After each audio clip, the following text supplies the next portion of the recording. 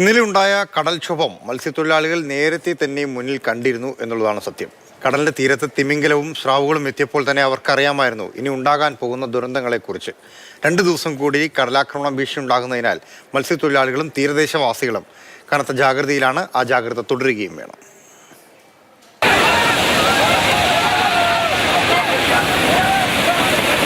കടലിൽ അസ്വാഭാവികമായി എന്തോ സംഭവിക്കാൻ പോകുന്നു എന്ന ആശങ്ക തിരുവനന്തപുരത്തെ മത്സ്യത്തൊഴിലാളികൾ ഒരാഴ്ച മുൻപ് തന്നെ മാതൃഭൂമി ന്യൂസിനോട് പങ്കുവച്ചിരുന്നു.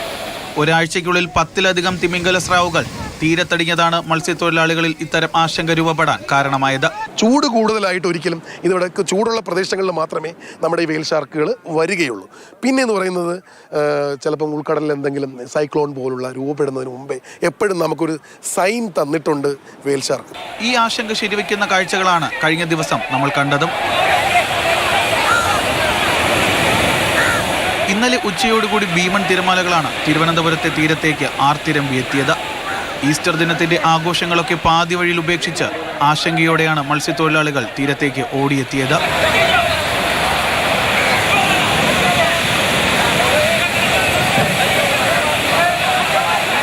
ഒരായുസ് കൊണ്ട് ഉണ്ടാക്കിയെടുത്ത വള്ളങ്ങളും മത്സ്യബന്ധന ഉപകരണങ്ങളും കടലെടുക്കുന്ന കാഴ്ച നോക്കി നിൽക്കാനേ അവർക്ക് സാധിച്ചുള്ളൂ. വളരെ കുറച്ചു പേർക്ക് മാത്രമാണ് അവരുടെ മത്സ്യബന്ധന ഉപകരണങ്ങൾ സുരക്ഷിത സ്ഥാനത്തേക്ക് മാറ്റാൻ കഴിഞ്ഞത്.